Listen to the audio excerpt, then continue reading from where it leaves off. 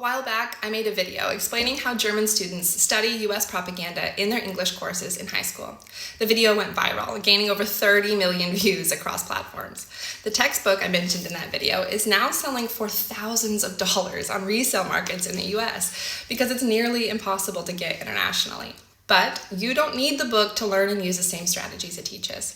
Today, I'll break down some techniques from that textbook, as well as approaches taught in German classrooms and media literacy programs for analyzing communication and propaganda. You can use some of these things in your everyday conversations with others, whether you're a parent or a teacher or just someone who's navigating discussions with people who maybe aren't thinking critically about media. With over 15 years of experience as a college-level educator studying communications, I believe that these strategies are some of the best tools for critically analyzing media and ultimately propaganda. The goal is to make critical thinking a natural part of your thought process, help you question, analyze, and make sense of the messages you encounter, and help others do the same.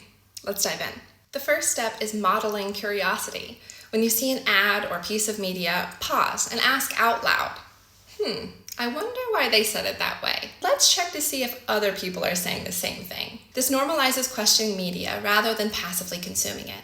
People young and old learn by example, so your curiosity becomes their curiosity. The second is turning why into a habit. Whenever you're shown a video or someone talks about a piece of media, ask, why do you think they made that? Why did they say it that way? By making why your go-to question, you can engage in a discussion about it.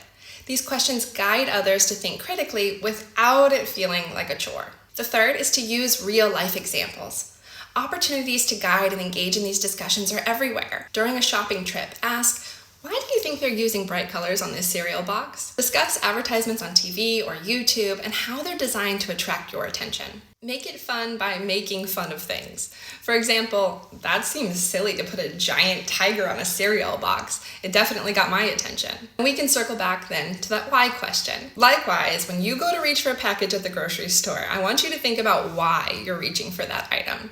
Does it say natural? Is it just on the shelf at eye level? Or is it just packaged prettier than others? Also, encourage healthy skepticism. Use phrases like, that sounds interesting, but can we look it up? I'm not sure if that's true, but let's check. We can make it fun by doing quick fact checks together using reliable sources. So for example, a friend shares a headline on social media that says, scientists prove chocolate makes you live longer. You can react together. That sounds amazing, but do you think that's really true? Then you can look up the study and see if it's from a credible source.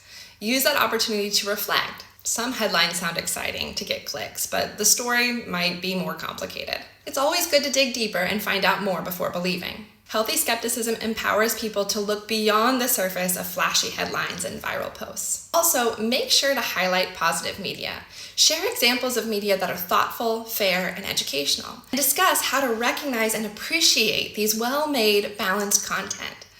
Pause and point out good practices. See how they explain where they got their information? They're showing data and visuals to help explain the topic clearly. Ask questions too. What's one thing you learned that you didn't know before? And reflect. It's great to see media that's focused on teaching and sharing knowledge. Sharing examples of trustworthy media helps others recognize and appreciate content that adds real value. The next is to encourage what-if scenarios. Ask people if they can imagine different outcomes or perspectives. What if this story were told from someone else's point of view? What if the opposite were true? And how would that change the message? This helps people think about bias and alternative interpretations, as well as intersectionality. This one is my personal favorite, and it's a game called Follow the Money. When encountering an ad or a persuasive message or even a media article, ask, who paid for this, and why do they want us to believe it? What might they gain if we do something they suggest? This works to build awareness of the financial motives behind media, and it's relatively easy to do.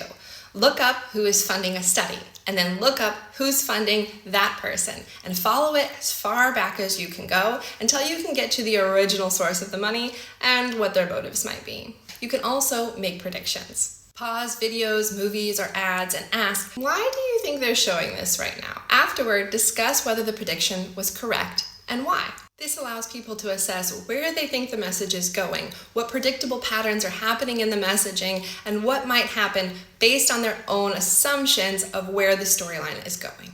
Likewise, you can spot patterns together. Encourage people to notice recurring themes. Have you seen other ads that use the same kind of music or words? Why do you think this keeps showing up in different places? This helps us recognize broader trends in messaging. And one of the things that we know about propaganda is it's repeated often. So if you're seeing the same thing over and over and over again, this is a good time to stop and reflect. Another important question to ask is, what's the evidence? When somebody shares something they've heard or read and they repeat it, respond with, that's interesting, but what evidence do they have to back that up? Can we find other sources that are saying the same things? Try and make it a team effort to seek out supporting information, while also looking for contradictory information. That way we can put together a broader picture of what's actually being communicated, why, and how. Now let's talk about emotional triggers. Ask how a piece of media made you feel and why. Did this make you happy, sad, scared, angry, excited? Do you think they wanted you to feel that way on purpose? Help to understand how emotions are used to influence decisions. For example, you get sent a video and it creates a strong emotional reaction. Ask, how did this video make you feel? Do you think they use music and images to make you feel even stronger on purpose? Then take the opportunity to reflect. It's okay to feel angry, but we can also think about meaningful ways to make a difference. Understanding these emotional triggers helps us to separate our feelings from facts in media messaging. Likewise, pause before reacting. Take a moment to think about a shocking or emotional content. Let's pause and think about what this means before we decide and calm down. And let's teach that our immediate reactions can lead to misunderstandings. Now let's talk about social media influencers. An influencer posts about a skincare product, let's say, and they say it's the best they've ever used. The first thing you're going to want to do is look for sponsored content.